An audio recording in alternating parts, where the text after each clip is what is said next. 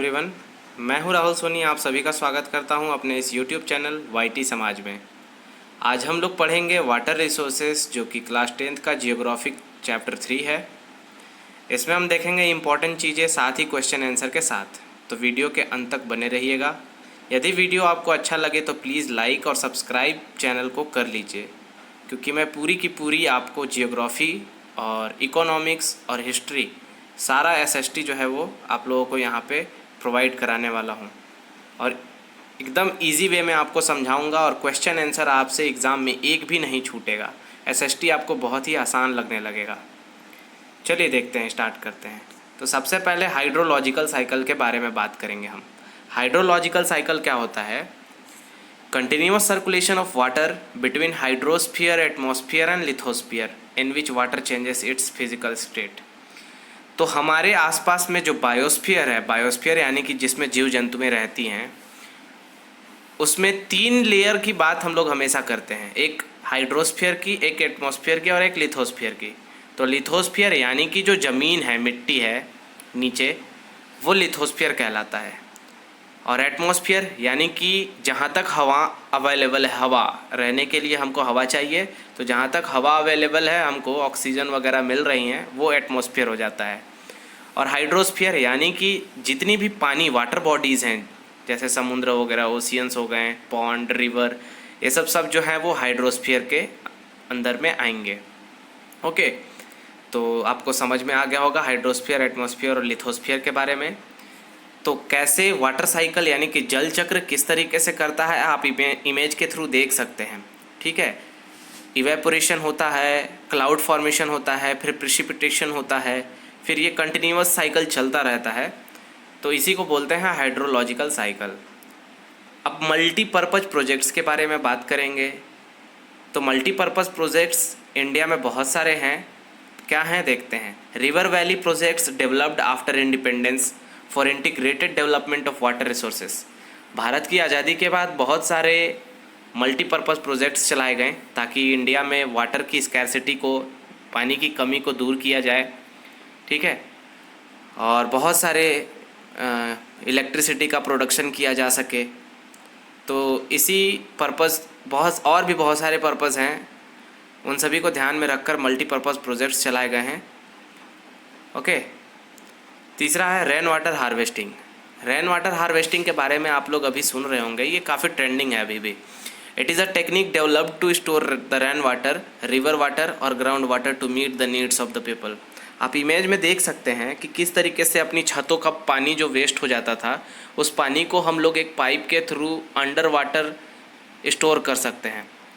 ठीक है, अंडरग्राउंड कहीं भी टैंक वगैरह बनवा करके उसको स्टोर कर सकते हैं।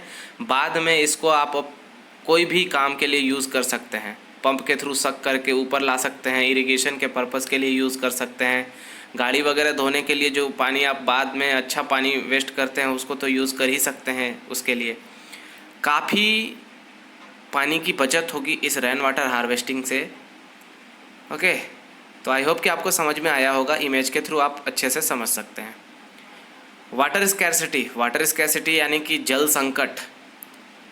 हमारे इंडिया में कहीं पे पानी बहुत ज़्यादा है तो कहीं पे है ही नहीं, एकदम बहुत ज़्यादा शॉर्टेज है। तो स्कैरसिटी मतलब क्या होता है? Shortage of water due to natural और मैन मेड एक्टिविटीज़। पानी की कमी हो रही है तो क्यों हो रही है? इसमें मैन मेड एक्टिविटी सबसे ज़्यादा इफ़ेक्टिव है। इंसान जो अपना आजकल स्वार्थ की पूर्ति के लिए बहुत ही उसके शौक बढ़ गए हैं, जिसकी वजह से पानी काफ़ी तेज़ी से ख़त्म होते जा रहे हैं। नेक्स्ट है इनंडेशन कैनल। इनंडेशन कैनल क्या होता है? Canal meant for diverting flood water mainly during rainy season. तो जिस तरीके से मेड़ वगैरह बना करके पानी को एक जगह से दूसरी जगह डाइवर्ट किया जाता है ना, जैसे बाढ़ में, नदियों में जब बाढ़ आ जाती है तो उस पानी को कैनल के थ्रू दूसरे जगह तक पहुंचाया जाता है ताकि उसका यूज़ किया जा सके। तो आप इमेज के थ्रू देख सकते हैं किस तरीके से डाइवर्ट किया जा रहा है। तो उसी को बोलते हैं इनंडेशन कैनल। और एक इम्पॉर्टेंट इन्फॉर्मेशन आपको, 3/4 of earth surface is covered with water. आपको पता है कि पूरी पृथ्वी का ऑलमोस्ट मोर देन 70% जो है वो पानी से कवर्ड है। तो आप बताइए कि इतना ज़्यादा पानी से कवर होने के बावजूद भी पानी की कमी क्यों होती है? पानी की कमी इसलिए होती है, आपको हमेशा इसलिए बोला जाता है कि सेव वाटर सेव लाइफ, ताकि हमारे यहाँ जो है वो सेफ वाटर जो है ना वो बहुत ही कम है। प्योर वाटर, प्योर फॉर्म में जो वाटर है वो बहुत ही कम है। अब जैसे ओशियंस का पानी तो पीने लायक होता नहीं है, वो सलाइन होता है, तो वैसे ही ज़्यादा पानी है हमारे पास जहाँ तक हमारी पहुँच नहीं है। तो जो हमारे आसपास में जो प्योर फॉर्म ऑफ वाटर है वो बहुत ही कम है, रेयर है, इसलिए आपको बोला जाता है कि सेव वाटर। नेक्स्ट है fresh water is obtained from surface run of and ground water through hydrological cycle. तो फ्रेश वाटर ऑब्टेन किया जाता है ये हाइड्रोलॉजिकल साइकिल के थ्रू। किस तरीके से? ग्राउंड वाटर जो नीचे में चला जाता है उसमें कुएं वगैरह से, और अभी हैंडपम्प वगैरह जो यूज़ करते हैं उससे हम लोग फ्रेश वाटर ऑब्टेन करते हैं। चलिए देखते हैं water scarcity and need for water conservation and management.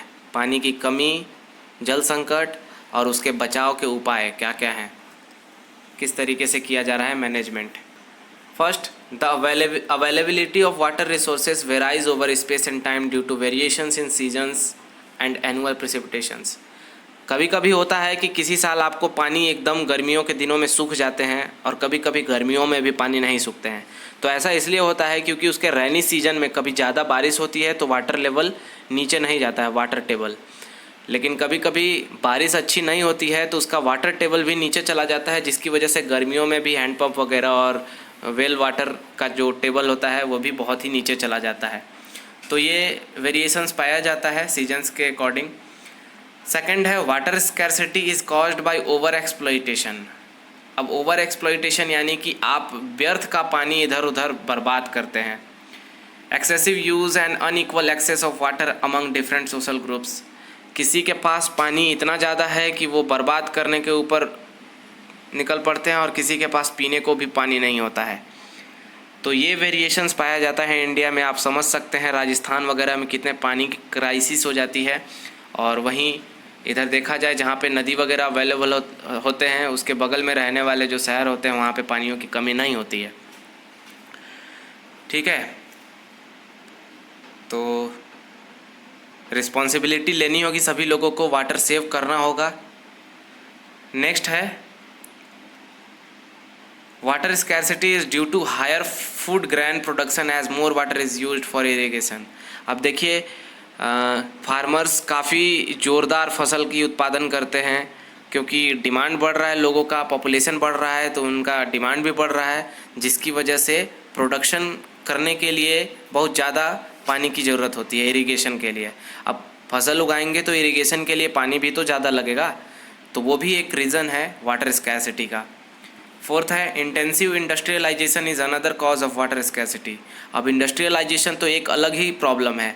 वो बहुत सारा अपना जो कचरा होता है नदियों में ला करके बहा देते हैं, जिससे नदियों का पानी पूरा का पूरा पॉल्यूटेड हो जाता है, पीने लायक नहीं रहता है। और नदियों में रहने वाले जीव जंतु जो होते हैं, जो वाटर एनिमल्स होती हैं, वो खतरा हो जाता है उनको। अब बहुत सारी नदियों का एग्जाम्पल देख सकते हैं जो कि जैविक मरुस्थल बन चुके हैं। नेक्स्ट है multiplying urban centres, dense population and life style have increased water scarcity. अब शहरीकरण, जो शहर का लाइफ स्टाइल जो है, घने आबादी, ये सब जो है पानी की स्कैर्सिटी को बढ़ावा दे रहे हैं। ओके, तो लाइफ स्टाइल आप देख ही रहे हैं कि स्विमिंग पूल में नहाने को मन करता है अब लोगों का। स्विमिंग पूल में कितना, जहाँ एक बाल्टी में लोग नहा सकते हैं वहाँ स्विमिंग पूल में कितना पानी वेस्ट करते हैं। तो ये लाइफ स्टाइल जो है ना कहीं हमारे नेचर को बहुत ही ज़्यादा नुकसान कर रहे हैं। 6 है polluted water by domestic and industrial waste makes water hazardous for use. तो पॉल्यूटेड वाटर जो जान ही रहे हैं आप, डोमेस्टिक वाटर जो हम लोग यूज़ करते हैं इंडस्ट्रियल वेस्ट की वजह से बहुत ही ज़्यादा खतरनाक पॉल्यूटेड हो जाता है, उससे कई तरीके की बीमारी भी निकल आती है, तो काफ़ी खतरनाक होता है। 7th है India's small reverse have all turn into toxic streams. जो इंडिया में छोटी छोटी नदियाँ होती हैं वो नदियाँ काफ़ी ज़्यादा पोल्यूटेड हो रही हैं, जिसकी वजह से उन नदियों पर डिपेंड रहने वाले लोगों को काफ़ी ज़्यादा नुकसान हो रहा है। नेक्स्ट देखते हैं multipurpose river valley projects and integrated water resource management. तो मल्टीपर्पज़ यानी कि बहुउद्देशीय बनाए जाते हैं रिवर वैलीज प्रोजेक्ट्स, ठीक है, और उनका मैनेजमेंट किया जाता है। तो किस तरीके से किया जा रहा है? First, in ancient times we had hydraulic structures like dams of stone rubble. Example, in first century Shringaverapura had water harvesting system. हमारे एंशियंट टाइम में आप देख सकते हैं कि किस तरीके से लोग, राजा महाराजा, पानी को स्टोर करके रखते थे। आप इमेज के थ्रू देख सकते हैं बगल में, ये श्रीरंगवेरापुरा फर्स्ट सेंचुरी का है। आप अंदाज़ा लगा लीजिए कि उस समय में पानी का किस तरीके से ज़ोरदार मैनेजमेंट था। स्टोन रबल आप देख ही रहे हैं, स्टोन रबल का डैम, वो पत्थरों को रख देने से पानी एक तो प्यूरिफाई भी हो जाता था और पानी को बचा भी लेते थे लोग। सेकंड है, a dam is barrier across flowing water. अब आपसे पूछ सकता है कि डैम क्या होता है? तो a dam is barrier across flowing water that obstructs, directs और retards the flow of water. Dam जो होता है एक बैरियर की तरह होता है जो कि रुकावट डालता है डायरेक्ट फ्लो और जो रिवर वगैरह की जो वाटर फ्लो होती है उसको या तो कम करता है या तो रोक देता है। थर्ड है, in modern days dams are built, multipurpose functions of dams include the following. अब आज के समय में जो डैम्स बनाए जा रहे हैं वो मल्टीपर्पज़ होते हैं। उसमें अब आप इसको फाइनेस्ट के थ्रू समझ सकते हैं। फाइनेस्ट, देखिए फाइनेस्ट क्या होता है? F for flood control. एक तो बाढ़ कंट्रोल करते हैं। अब बाढ़ का, अगर बाढ़ बरसात में जब वाटर का लेवल बढ़ जाता है नदियों का, तो गेट खोल दिया जाता है जिससे पानी निकल जाती है, तो इससे फ्लड कंट्रोल कर लेते हैं। सेकंड है इरिगेशन। अब सिंचाई के लिए भी बगल से निकाल दिया जाता है छोटे छोटे कैनल्स जिसके थ्रू इरिगेशन हो जाता है। एन है नेविगेशन। नेविगेशन यानी कि नदियों की दिशाओं को चेंज करने के लिए भी इसका यूज़ किया जाता है। जो कोसी रिवर है बिहार में, वो बहुत ज़्यादा बाढ़ का खतरा हो जाता था, जिससे अब उसके ऊपर डैम बनाया गया है। बिहार में बाढ़ आती थी कोसी रिवर की वजह से, तो उसमें डैम बनाए गए हैं जिससे अब बाढ़ का खतरा नहीं होता है बिहार में। ई है इलेक्ट्रिसिटी के लिए, इलेक्ट्रिसिटी प्रोडक्शन होता है मल्टीपर्पज़ डैम्स में। S for supply of water for domestic and industrial uses. अब जान ही रहे हैं आप, वहाँ से सप्लाई किया जाता है पानी को डोमेस्टिक पर्पज़ के लिए और इंडस्ट्रियल पर्पज़ के लिए। टी फॉर टूरिज्म, मतलब पर्यटन को बढ़ावा दिया जाता है, इससे लोग देखने आते हैं वहाँ पे। एग्जाम्पल्स के लिए आप देख सकते हैं कि सतलज और ब्यास रिवर पे जो बेसिन बना है Bhakra Nangal dam is used for hydel power production and irrigation. वहाँ पे जल विद्युत उत्पादन किया जाता है और सिंचाई के लिए यूज़ किया जाता है इस भाखरा नांगल डैम को। सेकंड एग्जांपल आप देख सकते हैं हीराकुंड महानदी पे जो बनी है, ये इंटीग्रेट्स कंजर्वेशन ऑफ वाटर। ये पानी के वाटर टेबल को बढ़ावा देता है और इससे पानी की पूर्ति होती है इलाकों में आसपास के। उड़ीसा में बना हुआ है ये हीराकुंड डैम महानदी पे। Disadvantages of multipurpose projects. अब आपसे पूछ सकता है कि what are the disadvantages of multipurpose projects. अब बड़े बड़े बांध तो बना दे रहे हैं, उसकी वजह से नुकसान भी हो रहा है। तो क्या क्या नुकसान हो रहा है? First, affects natural flow of water. Natural flow of water को अफेक्ट करेगा। जो प्राकृतिक रूप से जो नदियाँ बहती हैं उनको रोक दिया जा रहा है, तो अफेक्ट करेगा ही। सेकेंड है causes sedimentations at bottom of reservoir. अब बॉटम में, तली में आप देख सकते हैं कि किस तरीके से छोटे छोटे कंकड़ आकर के वहाँ पे स्टोर होंगे, ऑब्स्ट्रक्ट हो जाएंगे, सेडिमेंटेशन, कचरा वगैरह बहुत सारा आएगा। थर्ड है poor habitats for reverse aquatic life. अब जो नदियों में रहने वाले मछलियाँ या फिर जलीय जीव जंतु जो भी होते थे उनको तो नुकसान होगा ही, क्योंकि प्राकृतिक रूप से विचरण करना और एक इंसानों के द्वारा रोक देना काफ़ी ज़्यादा अफेक्ट करता है उससे वाटर एनिमल्स को, एक्वेटिक एनिमल्स को। थर्ड है poor habitats for reverse aquatic life, तो ये तो बताया आपको। फोर्थ है reservoirs on flood plains submerge and existing vegetations. जो हम लोग रिजर्वायर बना रहे हैं उसके अगल बगल में बाढ़ का खतरा हो जाता है हमेशा, और वहाँ पे सबमर्ज्ड हो जाएंगे, डूब जाएंगे। जो वेजिटेशंस वगैरह और एनिमल्स होते थे उनको काफ़ी ज़्यादा खतरा हो सकता है। 5 causes of new social movements like Narmada बचाओ आंदोलन। अभी नर्मदा रिवर पे जो भाखरा नांगल सरदार सरोवर डैम जो बनाया गया है उसमें नर्मदा बचाओ आंदोलन चलाया जा रहा है। क्यों? क्योंकि उससे बाढ़ का खतरा हो सकता है, मध्य प्रदेश को इससे नुकसान हो सकता है। इसलिए इस तरीके के नर्मदा बचाओ आंदोलन वगैरह चलाते हैं लोग, ताकि हमको इससे खतरा ना हो। 6 है सैलिनाइजेशन ऑफ सॉइल। अब मिट्टी जो है वो उसमें खारापन आ जाएगा और उसकी जो फर्टिलिटी है वो कम हो जाएगी, ठीक है, क्योंकि बहुत सारे सेडिमेंटेशंस वगैरह कचरे वगैरह आकर के वहाँ पे स्टोर होंगे, तो उसकी वजह से मिट्टियों की जो फर्टिलिटी है वो कम हो सकती हैं। 7 है इंटर स्टेट वाटर डिस्प्यूट्स। अब 2 राज्यों के बीच या फिर 2 से अधिक राज्यों के बीच विवाद उत्पन्न हो जाता है। आप देख सकते हैं पोलावरम प्रोजेक्ट और बहुत सारे प्रोजेक्ट हैं ऐसे जो कि विवादित हैं, यही डैम्स वगैरह की वजह से। 8 है फ्लड्स ड्यू टू सेडिमेंटेशंस, और जो सेडिमेंट आकर के वहाँ पे स्टोर हो रहे हैं उनकी वजह से भी बाढ़ का खतरा हमेशा बना रहता है। 9 है multipurpose projects induced earthquakes caused water borne disease and paste and pollution. तो पानी से उत्पन्न होने वाले बहुत सारे बीमारियां और कीड़े मकोड़े और पोल्यूशन का भी खतरा हमेशा बना रहता है मल्टीपर्पज़ प्रोजेक्ट की वजह से। तो देखते हैं next, rain water harvesting techniques in Indian reason. अब क्या क्या मेथड्स हैं इंडिया में कि रेन वाटर को हार्वेस्ट किया जाता है, टेक्निक्स क्या क्या हैं।